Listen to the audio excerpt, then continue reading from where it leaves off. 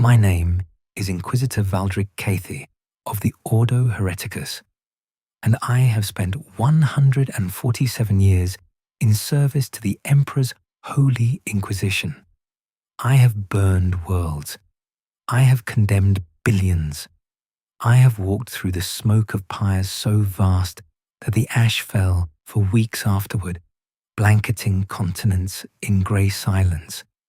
And I told myself it was necessary, that the alternative was worse, that the corruption I had excised might have spread and swallowed 1,000 more worlds before it was done. I told myself that every night for 147 years, and on most nights, I believed it. Perhaps that is what sustained me.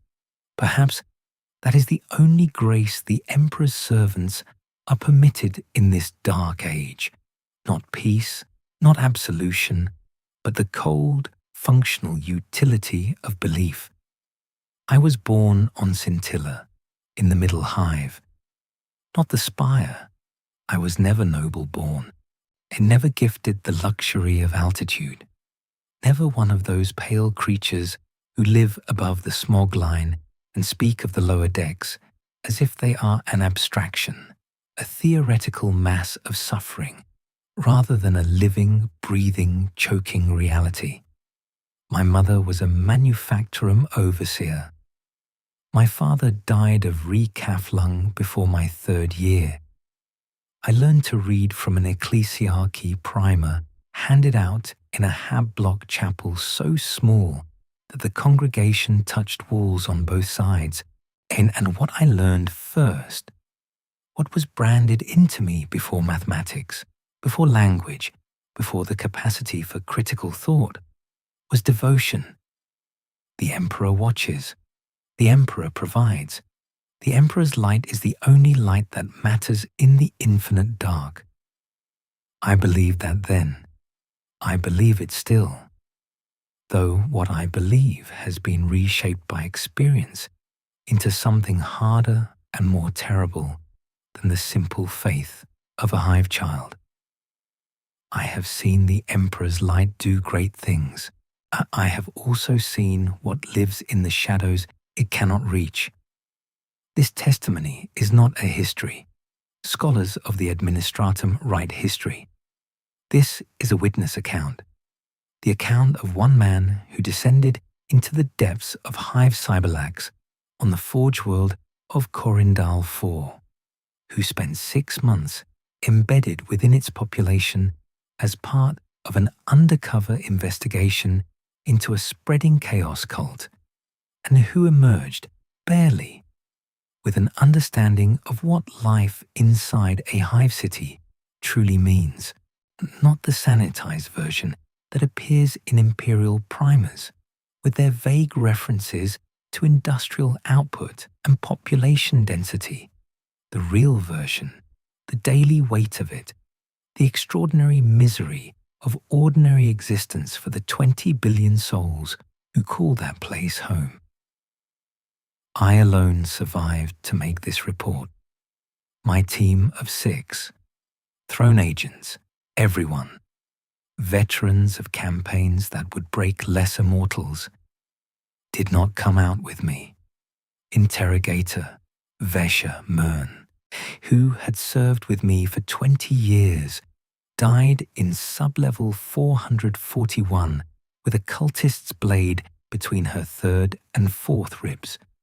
Senior acolyte Dawn Palast, who was the finest shot I have ever known, was taken by the Underhive gangers in the warrens below the Manufactorum rings. The others, I will not speak their names here, not because their sacrifice is not worthy of remembrance, but because naming them fully would require a separate document, and the weight of the names would derail what I must say. And what I must say is this. The Hive City is not merely an infrastructure problem. It is not merely an administrative challenge, a logistical puzzle to be solved by the right application of imperial efficiency. It is a wound a wound the Imperium inflicts upon itself, deliberately, systematically, for 10,000 years running, because it has no other choice. Because without the Hive Cities and their billions of broken bodies feeding the endless war machine, the darkness would win. I know this. I accept this. I would make the same choice again, and I would hate myself for it in exactly the same way. But before I could condemn the cult that had taken root in Hive Cities' deepest levels, I had to understand why it had flourished there. And to understand that, I had to understand what the Hive City does to the human soul over generations, across centuries, across the grinding geological, slow weight of imperial time. What follows is what I found.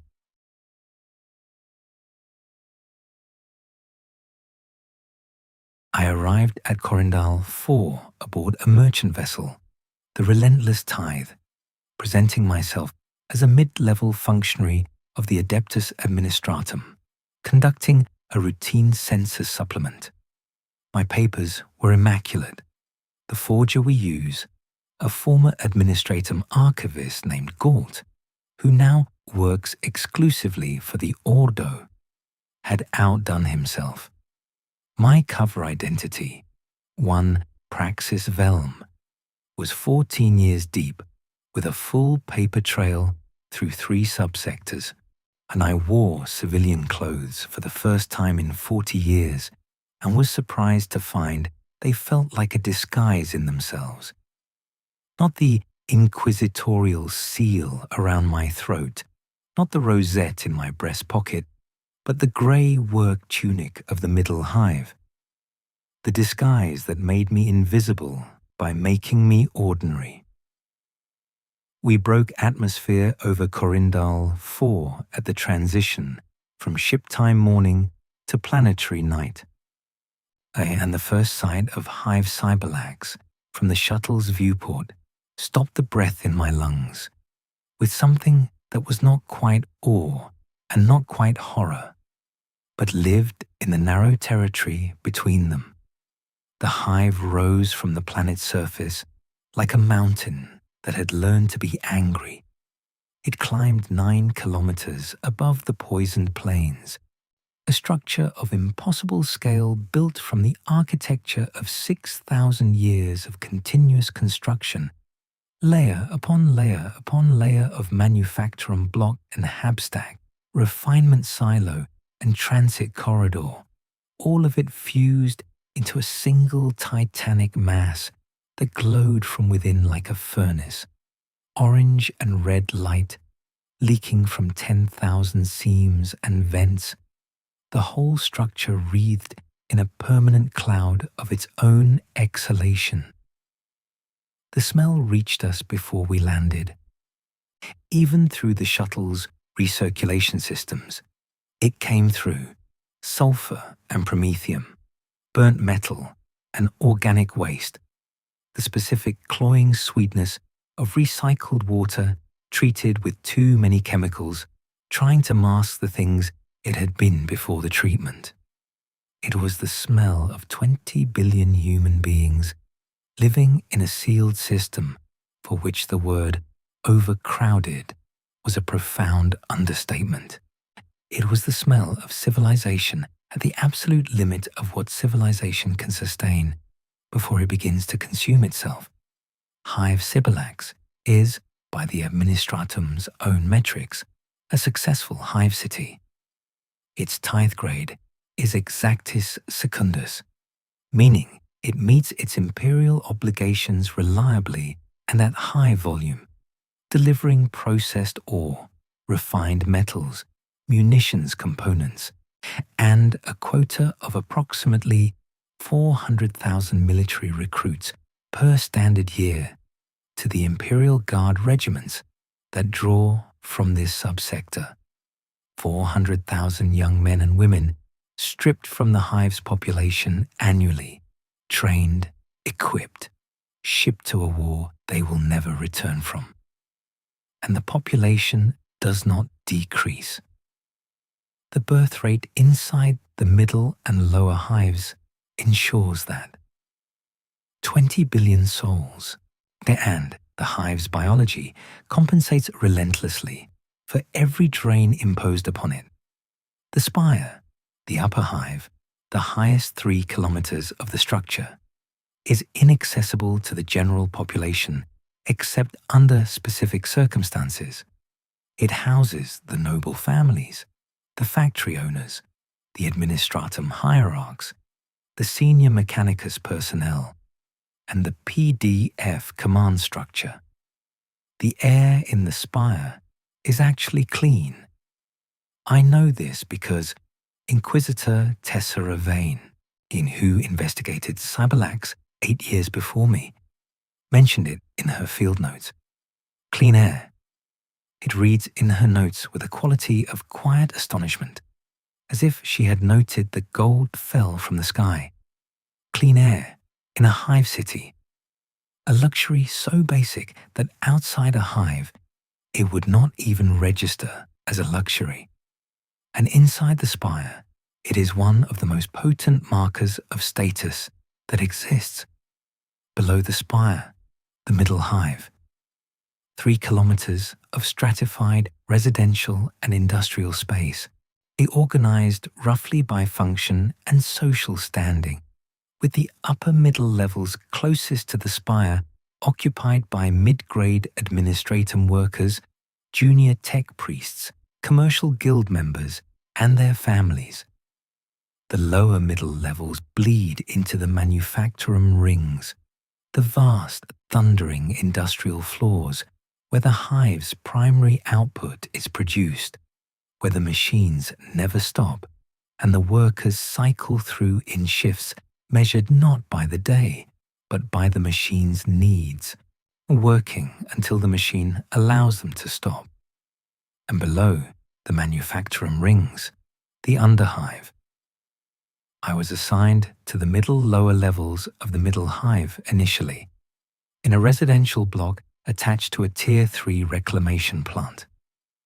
My quarters were 4 meters by 3 meters. They contained a sleeping pallet, a storage unit, a recaf dispenser that functioned intermittently, and a sanitation alcove behind a curtain.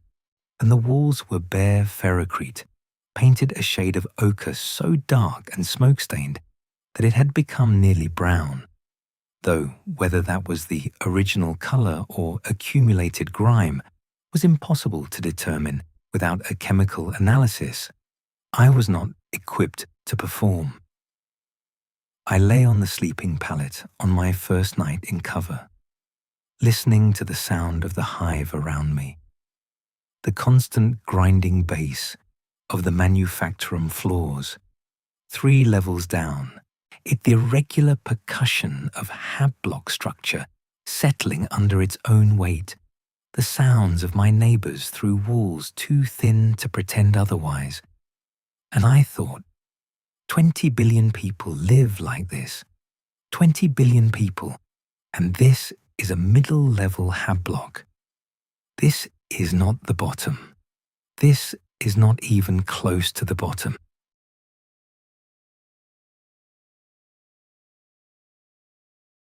By the 3rd week of my assignment, I had developed what my contact in the local Medicaid clinic, a woman named Sala Vaughan, who knew only that I was conducting an administratum study, not who I truly was, called hive cough.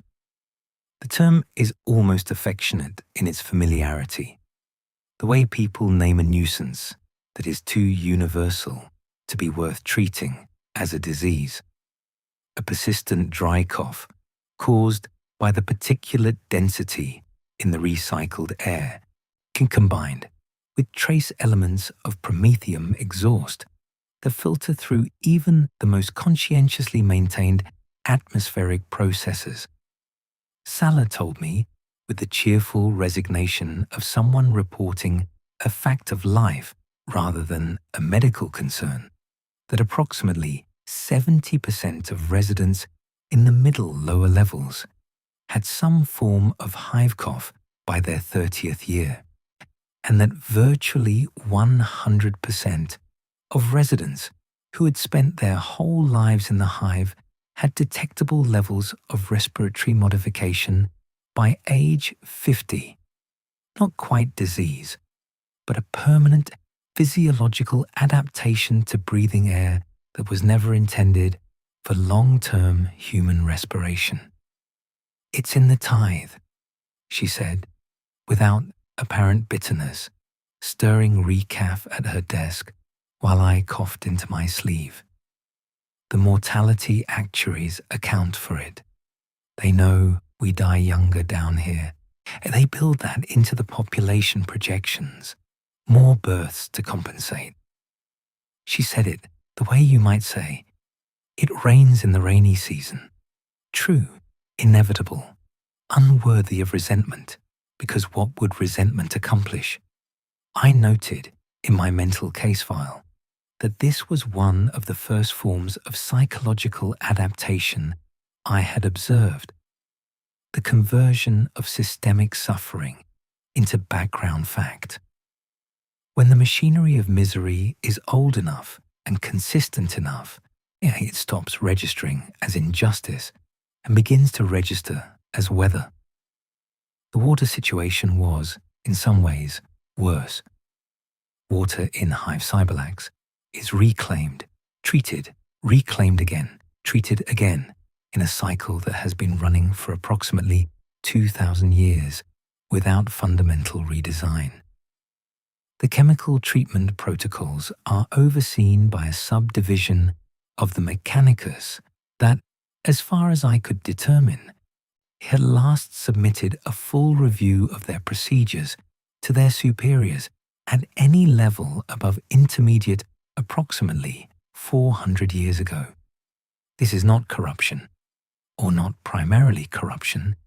It is the weight of institutional inertia, a system that works in the sense that it does not immediately kill the people drinking from it, is a system that does not require revision. The long-term cumulative effects of drinking water treated by 2,000-year-old chemical protocols are not something anyone in the administratum is tracking with enthusiasm. What I can tell you from 6 months of drinking it is that it tastes of copper and something organic that the chemical treatment suppresses but does not quite eliminate. By the 2nd month, I had stopped noticing. By the 4th month, I noticed when I didn't notice, which is its own form of horror. The horror of finding that your standards have quietly lowered themselves without asking your permission. The food situation followed a similar pattern. The caloric intake available to a middle-lower hive resident on a standard manufacturing wage, assuming no secondary income, no guild supplements, no ecclesiarchy ration assistance, met the minimum caloric threshold for functional labor performance. That phrase, minimum caloric threshold for functional labor performance, is administratum language. Translated into human terms, enough to work without collapsing, not enough to be well nourished, not enough to have the cognitive bandwidth after the caloric deficit has been factored against the demands of a 14-hour shift, to think about anything except the next shift, the next ration, the next day's continuation of identical circumstances. The primary protein source in the middle lower levels is a processed block substance manufactured from reclaimed organic matter, a vague enough description that I will not elaborate on the specifics here, except to note that the administratum's own supply chain documentation, which I accessed through my cover identities clearance level, describes the source material as reclamation grade omega, which is a designation that has no formal definition in any document I was subsequently able to locate. The blocks are flavored with synthetic compounds and are, by the universal testimony of every person I ate them with, revolting. They eat them anyway. They eat them with the same cheerful resignation that Salah Vaughan brought to the subject of hive cough. This is what there is. There is enough of it. What else is there to say? I spent one afternoon in the distribution hall for residential block Tertius 7, watching the weekly ration allocation. Approximately 3,000 people came through in a 4-hour window, shuffling forward in queues that moved with the practiced efficiency of something done the same way for generations. There was no unrest. There was very little conversation. The children, and there were many children, far more than I had expected, and the hive's biological compensation for its mortality rate made visible, moved with a quietness that I initially read as contentment and later reinterpreted as exhaustion. They had the faces of people learning from the earliest possible age that the world makes certain demands of you, and that the only sensible response is compliance. I watched a boy of perhaps 8 years stand with perfect stillness for 40 minutes in a queue, not fidgeting, not complaining, not doing the things that children are supposed to do, because children have not yet learned the calculus of survival. Just standing, waiting, with the weight of the hive on his shoulders. Already, the manufacturing floors of a hive sibylax are temples. I do not mean that metaphorically. I mean that the mechanicus sub-priests who oversee them treat them as sacred spaces, that the machines within are attended with devotional protocols that are, in their structure and their emotional register, indistinguishable from religious ceremony. The great stamping presses are anointed with blessed oils before each production cycle. The cogitator banks that regulate temperature and tolerance are addressed in the mechanicus ritual language, their maintenance prayers chanted in the specific tones that the tech priests hold to be necessary for the machine spirit's proper function. A forge world is, in its deepest theology, a church. The Omnissiah is the emperor seen from a different angle. Also, the reconciliation doctrine holds, though the two institutions have been arguing about the precise nature of that reconciliation for 10,000 years without reaching consensus. What this means in practice, on the floor level, is that a worker operating a stamping press is performing a devotional act. The Ecclesiarchy Catechism taught to hive children makes this explicit. Your labor is your prayer. Your output is your offering. Your shift is your vigil. I heard this language used unironically, constantly, by people who had grown up with it and lived it so completely that they could not distinguish between the theological claim and the practical reality. This is not cynicism on the Imperium's part, or not entirely cynicism. The faith is real. The work is real. The fusion of the two is a genuine aspect of imperial cult theology, or developed over thousands of years of iterative theology by people who understood that a population of billions needed a reason to keep working that transcended the purely economic. I was assigned work in the Tertius 7 stamping division as part of my cover, and I worked those shifts for 8 weeks, 14 hours per shift, with a 1-hour rest period in the middle when the machines were permitted to cool. 2 shifts per day cycle with an 8-hour rest between them. The noise was the first thing, a physical presence rather than simply a sound, a wave of compression and release that the body experiences before the ears process it, a rhythmic hammering that set itself into the bones within the first half hour and never left. By the end of the first week, I heard it in my sleep. By the end of the second, I no longer heard it consciously, because the brain, with its extraordinary capacity for adaptation, had reclassified it as silence. The physical demands were the second thing. I am an inquisitor. I have received augmentative physical conditioning that places my baseline capabilities well above the human norm.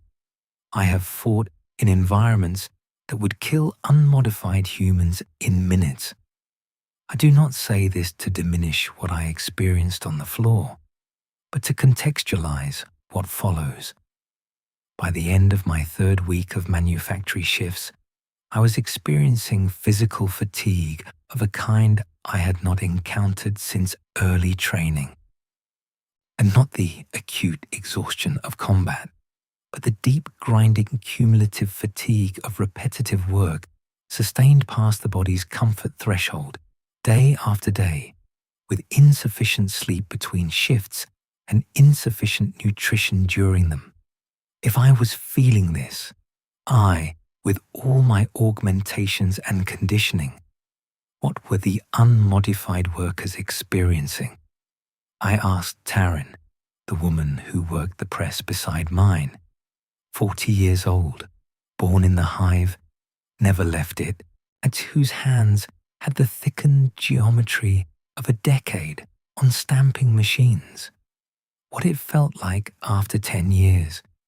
She looked at me with the patient expression of someone who has been asked a question by a person who does not understand the question's premise, and she said, "It doesn't feel like anything.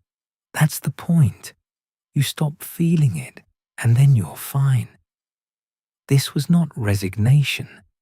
This was a form of wisdom, genuinely held and genuinely useful. The understanding that the path to endurance runs through the deliberate suppression of the faculties that would otherwise register suffering as unbearable. The Hive City selects over generations for people who are very good at not feeling things, for people whose nervous systems have learned, through a combination of theology, habit, and sheer biochemical adaptation, to reclassify chronic suffering as neutral stimulus. And this is how 20 billion people continue to function in conditions that should, by any reasonable metric, produce constant psychological collapse.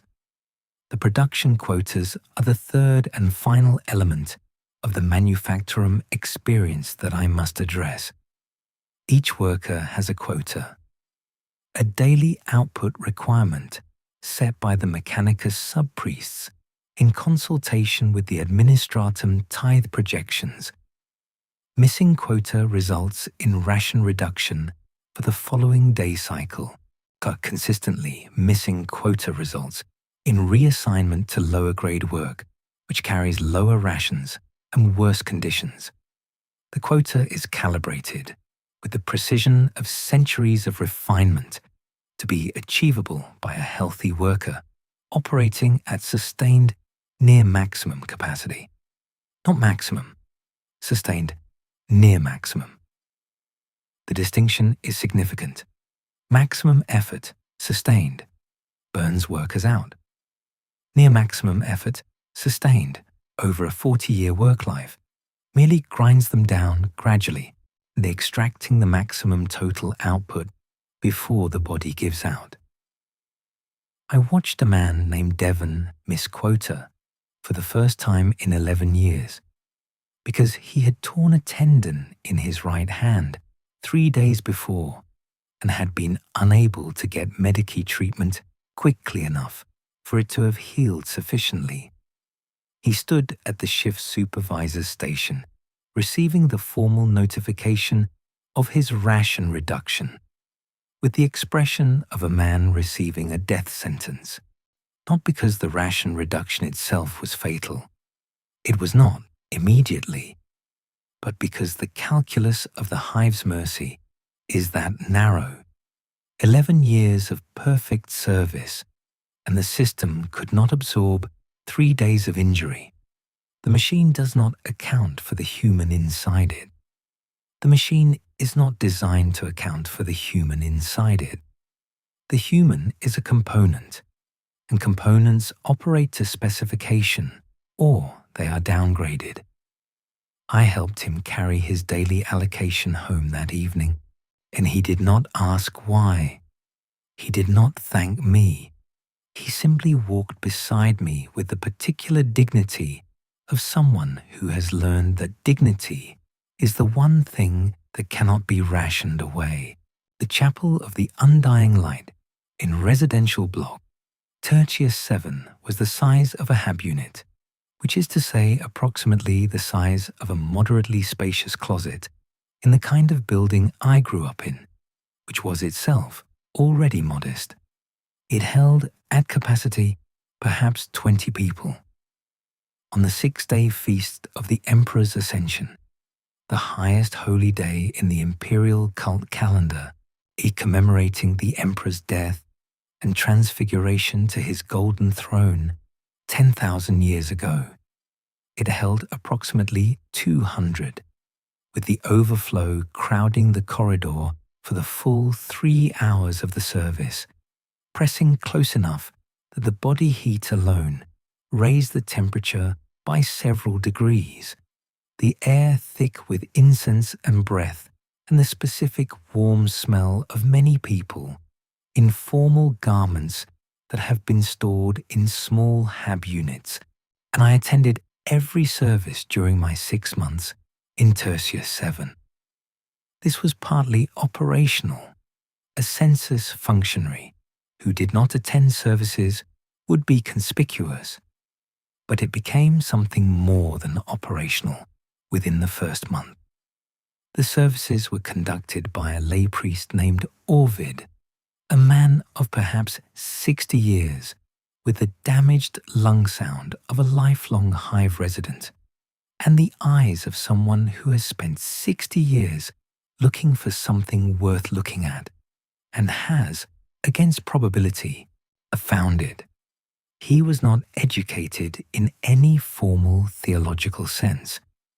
The ecclesiarchy's trained priests serve the upper levels where the proper infrastructure for formal religious instruction exists, but he had clearly read everything about imperial doctrine that he could get his hands on, and what he lacked in formal training, he compensated for in intensity. Orvid's theology was simple and, within its simplicity, devastating. The Emperor had suffered the greatest sacrifice in the history of the galaxy so that humanity could continue.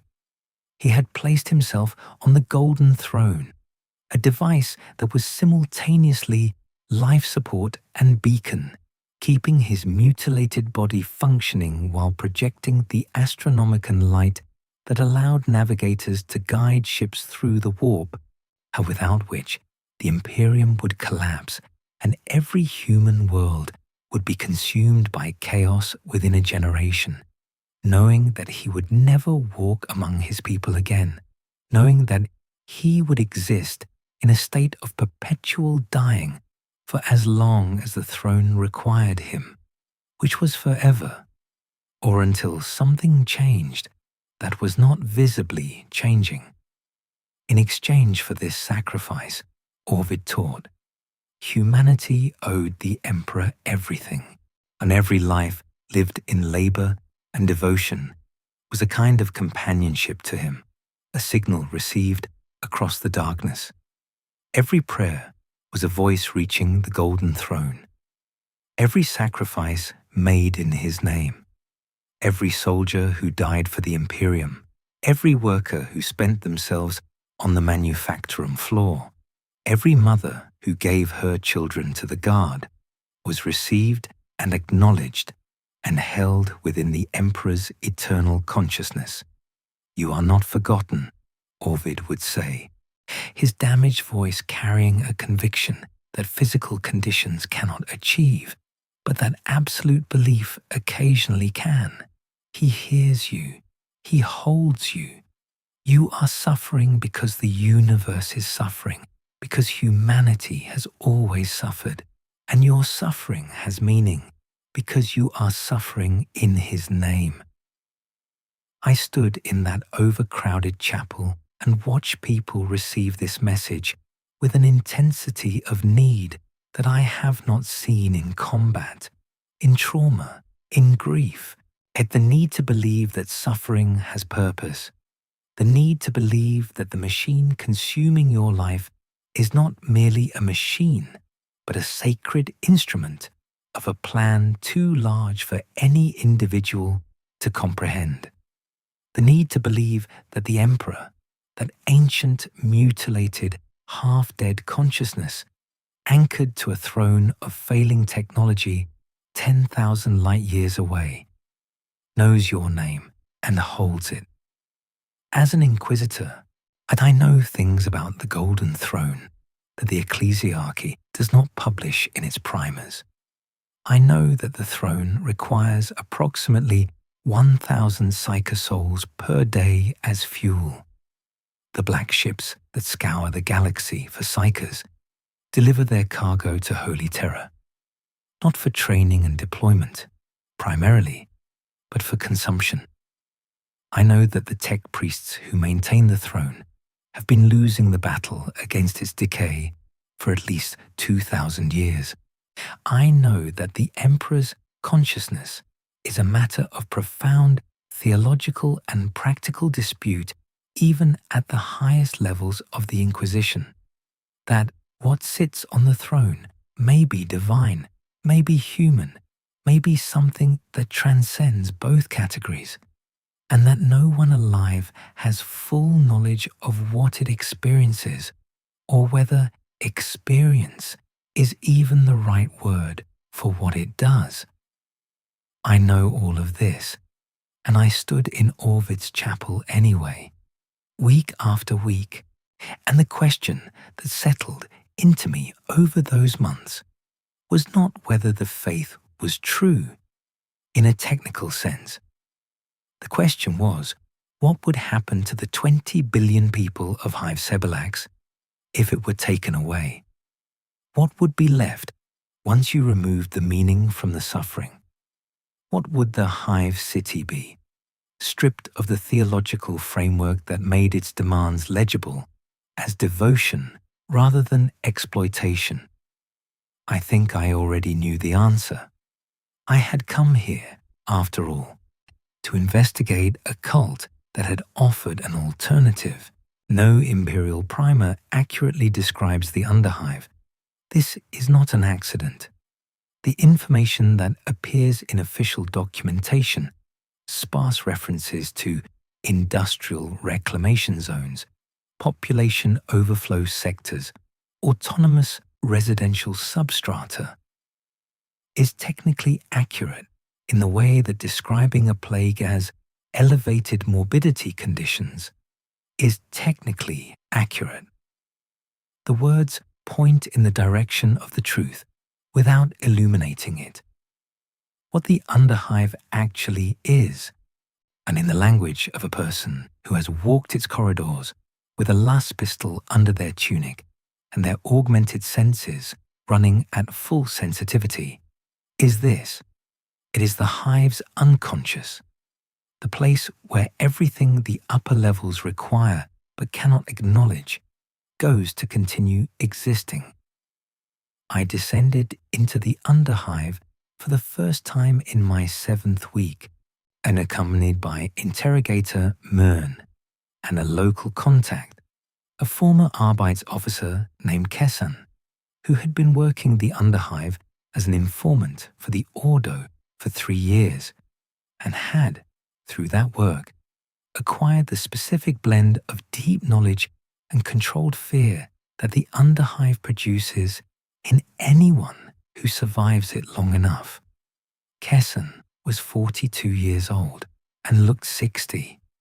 The underhive does that, and we went down through a transit shaft that officially served a reclamation pumping station and unofficially served as one of approximately 300 crossing points between the lower middle hive and the underhive's upper reaches.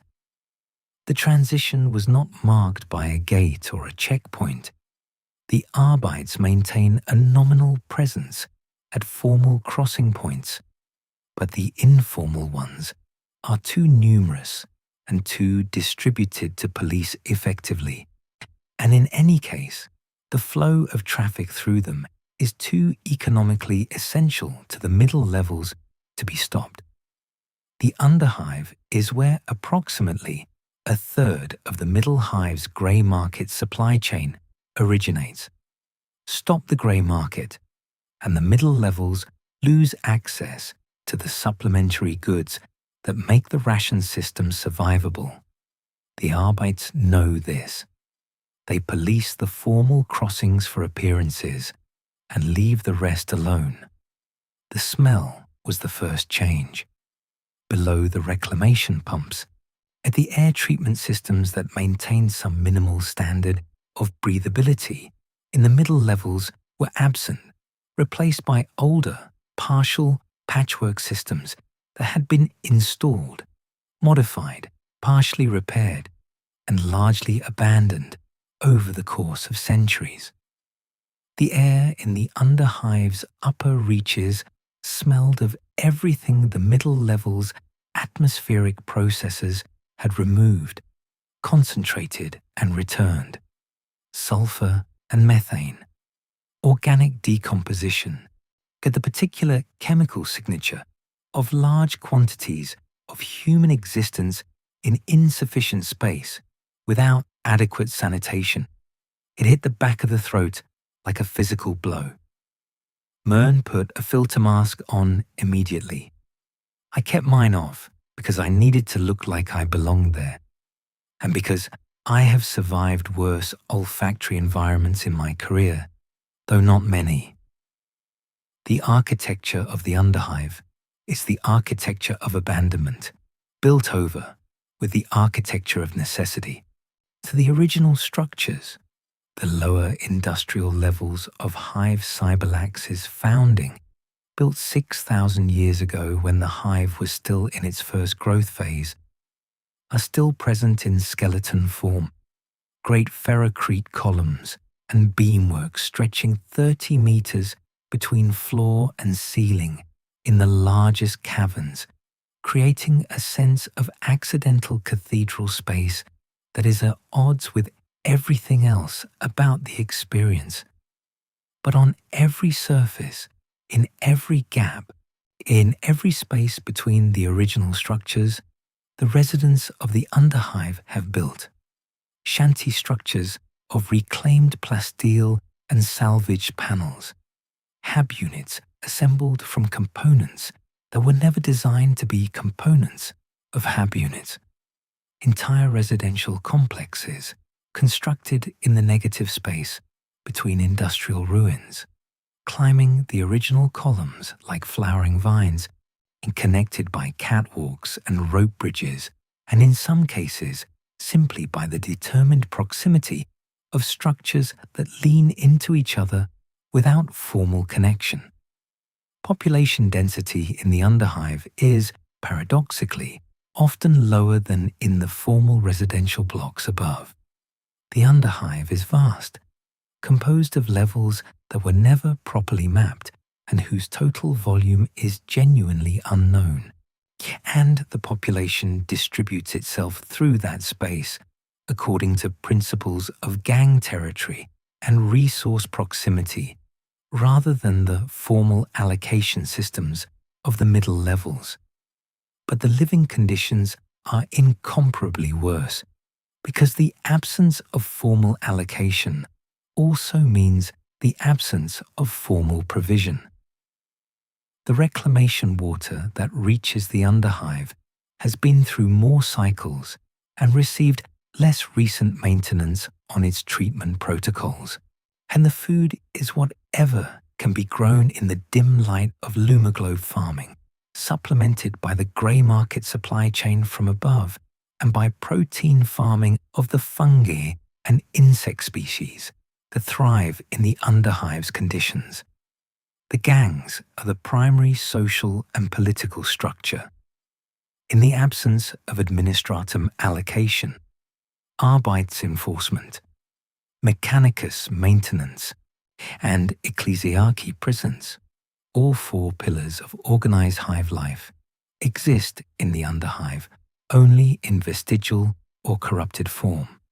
The gangs provide what the state apparatus does not. They control water access points. They manage food distribution within their territories. They administer a rough justice that, while brutal, is consistent enough to provide the minimum social predictability that human communities require to function. Kessan estimated that there were approximately 14 major gang confederacies in Hive Cyberlax's Underhive, and perhaps 200 smaller affiliated and independent groupings, with a total population of about 3 billion people under their various jurisdictions.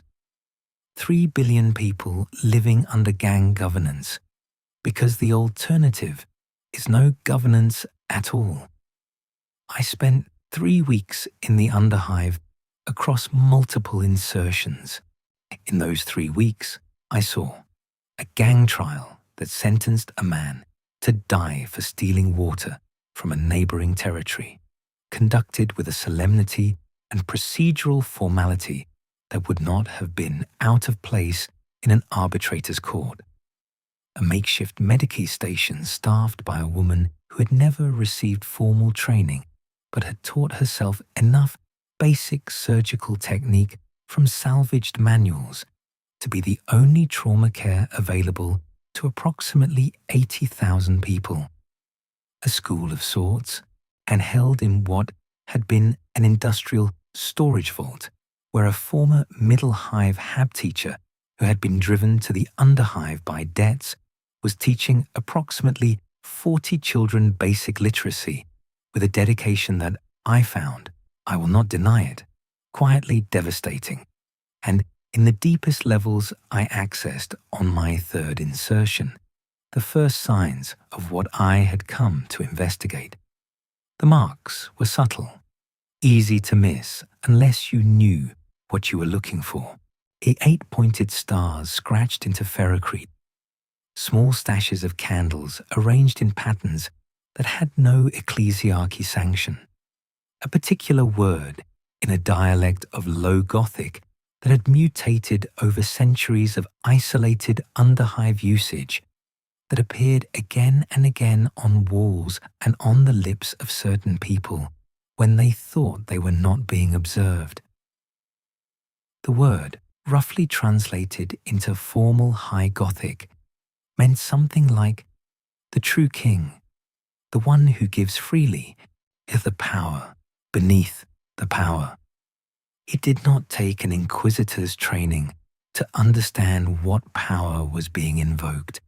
It took only knowledge of what happens to human hope when it is compressed for long enough into a small enough space. A child born in Hive Cities enters the world into a specific statistical reality. Based on the administratum records I accessed through my census cover, the infant mortality rate in the middle lower hive is approximately 12% in the first year of life. In the underhive, reliable figures do not exist, but estimates from Medici surveys suggest the figure is substantially higher. Assuming survival to adulthood in the individual can expect 47 years of working life before physical degradation makes them unfit for their primary labor classification. A subsequent 5 to 15 years in reduced capacity secondary labor. death at an average age of 63 for men and 67 for women, primarily from lung disease, cardiovascular failure related to chemical exposure and physical stress, or untreated injuries accumulated over decades of industrial work, called childhood. In this context, is not a long period of protected development. The administratum's formal definition of adulthood for labor purposes is 16 years, but the practical reality is that children in the middle-lower levels and underhive are economically active from approximately age 10, running errands, assisting in family labor, taking on supervised roles in residential maintenance or the grey market. The scholar progenium, the imperial system for formal education, serves primarily the children of military officers killed in service, who are taken from their families and trained as future imperial servants. It has essentially no presence in places like Tertius 7. Education in the hive is a fragmented, informal thing. Ecclesiarchy, catechism in the chapel, basic literacy and arithmetic, drilled by parents who may themselves have received only basic literacy and arithmetic, vocational training on the job from the time the child is old enough to do the job. I knew a family in Tertius 7, a mother named Eva, a father named Torvus, and 3 children aged 14, 11, and 4. Torvus was a press operator, 12 years in the same division. Ava worked as a reclamation sorter, 3 shifts per week, and spent the rest of her time managing the household and the children, which in the context of their HAB unit was a full-time operation. The 4-year-old required constant attention. The 11-year-old was already beginning supplementary work shifts with a residential maintenance crew. The 14-year-old would be eligible for formal employment classification in 2 years and was already apprenticed informally to Torvus on the manufactory floor, learning the press work that would likely define the next 40 years of his life. The oldest child, Rekan was his name, a serious-faced boy with his father's hands already developing the broadened geometry of presswork, asked me once, during one of the evenings I spent with the family, whether I thought the hive was the biggest place there was.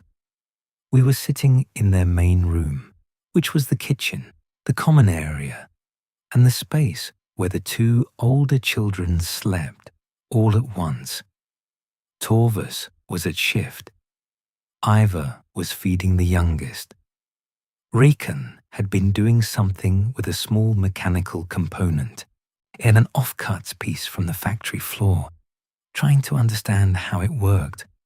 I told him about the Imperium, about other worlds, forge worlds, agri-worlds, death worlds, the hive cities of other planets, the fleet, the void, the fact of 10,000 human worlds stretching across a galaxy so vast that the light from its far edge took 100,000 years to reach its center. I watched his face while I talked, and what I saw there was not the joy or wonder that a child's face is supposed to show when confronted with the scale of the universe. What I saw was a very careful, adult assessment, the face of someone rapidly computing what this information meant in practical terms, whether it changed anything, whether it offered a different set of possibilities than the ones already available to him. After a moment, he nodded and went back to his mechanical component. He did not ask more questions about the other worlds. He had already determined, with the precision of a child raised by a Hive City's specific curriculum of managed expectation, that the information was interesting but not actionable. that the galaxy's scale made no practical difference to the reality of his stamping press apprenticeship and his father's ration card. He was 14 years old, and he was already right. The guard levy is the hinge point of this section, and I cannot avoid it. Approximately every 3 years, the PDF conducts a formal recruitment sweep through the Hive's residential blocks. Not technically compulsory for the middle levels, theoretically voluntary, but structured in such a way that the incentives make voluntary a complicated word. Enlistment bonuses sufficient to cover 6 months of ration supplements for a family. Debt relief for families whose household records show significant outstanding liabilities to the supply guilds. A social status elevation within the block community, where military service in the Emperor's name is presented as the highest expression of devotion a person can make. Ava told me one evening while Torvus was at shift that she had given her brother to the guard 15 years ago. He had left on a transport ship, and the family had never received word of his deployment, his unit, or his fate. This is normal. In the Administratum's notification systems, for next of kin reach the middle levels sporadically at best. The Underhive virtually not at all. Millions of families across the Imperium are in the same position. A relative taken by the guard. A silence that has never been broken. A status permanently suspended between alive somewhere in the galaxy and dead somewhere in the galaxy, with no mechanism for resolution. He believed in it, Ava said. Not bitterly, simply. He genuinely believed it was the right thing to do. Maybe it was. How would I know? She looked at her youngest child for a moment, and then back at me. And the question in that look was real. How would anyone know from inside the hive whether the vast machinery consuming its children was consuming them for a purpose that justified the consumption, or whether the purpose was simply its own perpetuation? How would you even begin to evaluate that question from inside the machine? 10,000 years ago, the Emperor sat down on a throne and did not rise again. This is the central fact of the Imperium of man, the fact from which every other fact follows. The Emperor placed himself in a state of eternal half-death because the alternative, without his light burning as a beacon through the warp, without the Astronomicon guiding navigators across the void, was the fragmentation and death of human civilization within a generation. He sacrificed his life, his body, his capacity for direct action in the material universe in order to preserve the species. This is the founding act of the entire structure and everything that exists within it. Every Hive City, every Imperial Guard regiment, every black ship, every manufacturing floor, every dying worker, every hungry child exists in the shadow of that act. The Hive City is the practical expression of what it costs to maintain the Imperium. Not the only expression. The Guard is another, and the Mechanicus another, the Inquisition another. But the most fundamental, the most human, the most intimate expression of the price, the 20 billion people of Hive Sibilax, are not merely a population. They are a resource, and they know it. And the knowing is so deep and so old that it has become part of the identity of what it means to be a Hive City resident. You are fuel. The Imperium is the engine, and the engine has been burning for 10,000 years, and it will burn for 10,000 more. This is not cynicism. I say this as someone who has served the Emperor for 147 years, who has burned worlds in his name, who believes genuinely, functionally, as a working assumption that organizes every decision I make, that the Imperium, for all its grotesque costs, is the only thing standing between the human species and annihilation. The Chaos Gods are real. The Tyrannid Hive fleets are real. The Necrons are waking. The Eldar are too few and too fractured to matter on a species scale. Humanity is alone against a universe that is actively hostile to its existence, and the only reason humanity has persisted for 40,000 years of that hostility is because it built something large and brutal and functional enough to absorb the losses that the universe inflicts. The Hive City is part of that structure. It is, in the cold arithmetic of species survival, necessary. 20 billion people in one place, producing at the rate and scale that only that density can achieve, generating the output that feeds the regiments and equips the fleets that hold the line against the darkness. Remove the Hive Cities, and the Imperium loses the production capacity that keeps the guard in the field. Lose the guard, and the frontier worlds fall. Lose the frontier worlds, and the middle worlds are next. This is the logic, and the logic is sound. And I have tested it against every alternative I can generate and found the alternatives worse. But I have also watched Recon's face compute the information that the galaxy was vast and determine in 14 years' worth of accumulated wisdom that the vastness changed nothing. I have also watched Ava stir recaf and talk about her brother's faith in terms that made faith itself sound like something you use rather than something you have.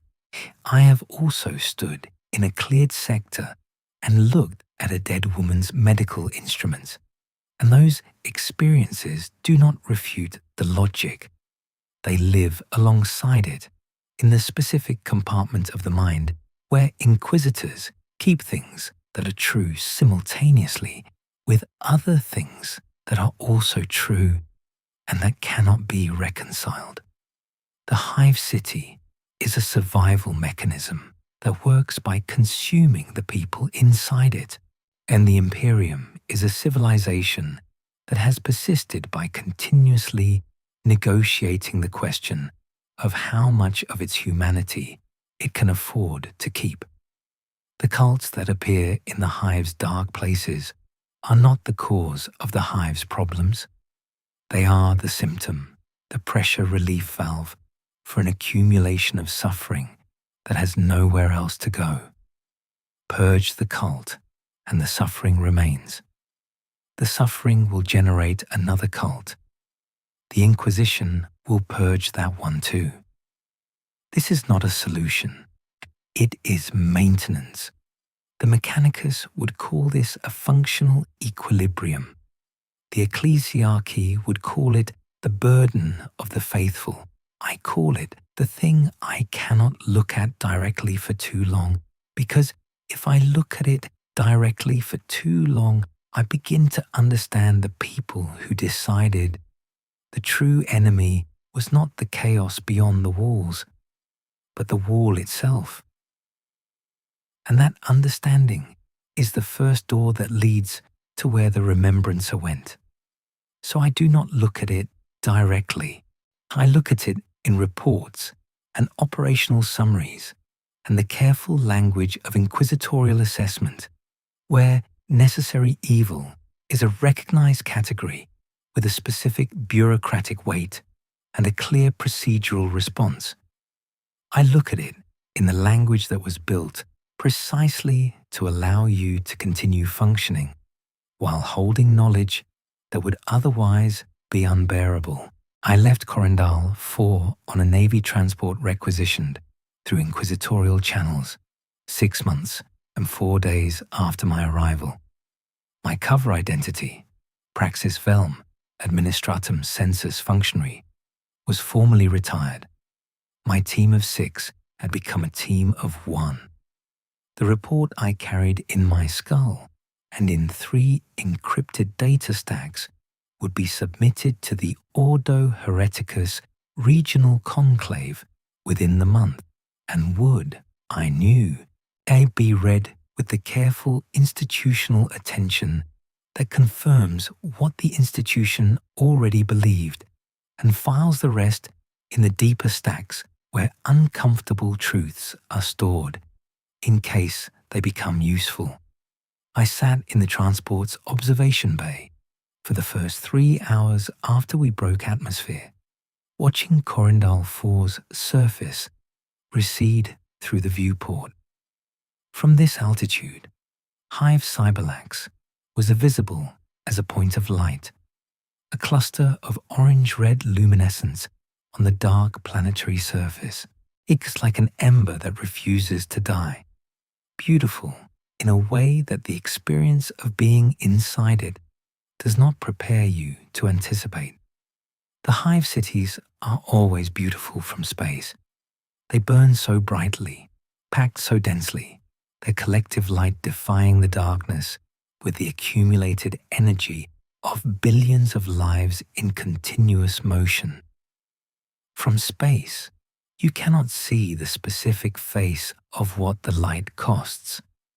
I thought about Mern, him who had been with me for 20 years and who died in sublevel 441 with a cultist's blade between her ribs, 300 meters from where I was fighting my way out through a different corridor, close enough that if the Vox had been working, I would have heard her die. I thought about Dawn Palast, the finest shot I have ever worked with, taken by Underhive gangers who had been paid, we later determined, by a cult operative who had identified our team's safe route and compromised it.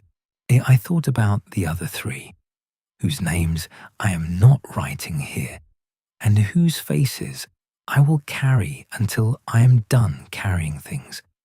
I thought about the 12,000 collateral dead in the cleared sectors, and about the 31,000 cult casualties, and about the fact that 40,000 minus 31,000 leaves 9,000, and about where those 9,000 people are now, moving through the unmapped deep levels, with the Remembrancer and his doctrine and the 17 years of patient cultivation that produced them. I thought about the next city, not on Corindal 4. There are 7 other hives on Corindal 4, and the Remembrancer knows them all, has had agents in them for years, and his escape from Cyberlax's Underhive has not closed that work. It has accelerated it. The next city, and the one where the next 17 years of quiet cultivation will eventually produce the next operational trigger, and where the next inquisitorial team will descend to discover that they are 17 years behind. There is a particular kind of exhaustion that is not physical. My body was healing from the operational phase's damage with the enhanced efficiency that inquisitorial augmentation provides. The cuts and bruises from the close quarters work in the deep Underhive were already resolving. The cracked rib from the collapse event in Sector 9 was down to a dull pressure rather than an acute pain. Physical recovery happens on its own schedule and requires very little of me. The other kind of recovery, the kind that involves integrating what you have witnessed into the working model of the universe that allows you to continue functioning in the Emperor's service, takes longer. Sometimes it takes a very long time. Sometimes it does not complete. I have been an inquisitor for 147 years. In that time, I have seen the Imperium at its most magnificent. I have stood in the Emperor's palace on Holy Terror, which is an experience that recalibrates your understanding of scale and purpose in ways that nothing else can. I have watched the Astartes go to war and felt in my bones why the galaxy should fear them. I have seen the faith of the common imperial citizen produce acts of courage and self-sacrifice that defy reasonable expectation, that transcend what the circumstance permits and reveal something in the human species that the darkness has not managed to extinguish in 40,000 years of trying. I believe in this. I believe in the Imperium's fundamental rightness as a response to a universe that is actively trying to destroy the human species. And I have seen the cost. 6 months inside Hive Cyberlax showed me the cost with a specificity that 47 years of inquisitorial service had not previously required of me. And I had known, in the abstract, what the Hive City was. I had known the statistics, the theological framework, the social structures, the production outputs, the mortality tables. I had never spent 6 months as a person inside one, eating what they eat, breathing what they breathe, watching children learn to stand still in queues with the patience of the already old. The knowledge I carry now is of a different quality than the knowledge I had before. It is heavier, and it occupies more space in the compartment where I keep the things that cannot be reconciled. It does not change what I will do next. I will file my report, receive my next assignment, continue in the Emperor's service as I have continued for 147 years. Because the alternative is to stop, and the alternative is not available to me. But it changes something about how the continuation feels. I watched Corindal 4 become a point of light, and then the warp translation took us, and there was nothing outside the viewport but the sick, iridescent grey-green of the immaterium, the warp, the sea of souls, that dimension of pure psychic energy that reflects and distorts everything humanity has ever felt, in which the Astronomicon burns as a lighthouse and the Emperor's will functions as the only navigable constant in an ocean of constant change. Through the navigator's eyes, reading the warp is an act of continuous interpretation. Through mine, watching it through shielded viewport glass, it simply looked like the universe's indifference made visible, vast, inhospitable, lit only by the echo of a dying god's light. The Emperor protects. This is the fundamental promise of the imperial cult. The words that Orvid spoke over his overcrowded congregation in the chapel, barely large enough to qualify as a room. The words inscribed on every Arbide station, every ecclesiarchy chapel, every PDF barracks, every guard regiment standard. The words that are true and insufficient at the same time. True, because the alternative to the Emperor's protection is the unguarded void and everything that lives in it. Insufficient, because protection at this scale cannot be granular enough to see individual faces, and what the Hive Cities' 20 billion residents need, at least as much as they need the cosmic scale protection, is to be seen. That is the thing the Remembrancer offered them. Not power, not freedom from suffering, just the sensation however corrupted its source, of being seen by something that had chosen to look at them specifically. In the entirety of the Imperium's vast machinery, this is perhaps the most potent weapon the ruinous powers possess. Not their armies, not their corruption of the warp, not their capacity for apocalyptic destruction, but their willingness to pretend to pay attention to individual human beings in a civilization built around the necessary deprioritization of individual human beings. I do not know how to solve this. I know how to investigate cults, identify their leadership, disrupt their operations, and file the reports that will inform the next investigation when the next cult emerges from the same conditions that produce this one. I am very good at this. I have been very good at it for 147 years. It is not enough. The Imperium is 10,000 years old. It was built on the Emperor's sacrifice and maintained by the continuous sacrifice of everyone inside it. It will last, if it lasts, by continuing to ask that sacrifice from the people least equipped to refuse it, in the places least equipped to protest, in the conditions most likely to produce the despair that the ruinous powers feed on. This is the structure. This is the system. This is what keeps humanity alive, and this is what slowly consumes the humanity it is keeping alive, and I do not know of any alternative that would not be worse. I am Inquisitor Valdric Cather of the Ordo Hereticus.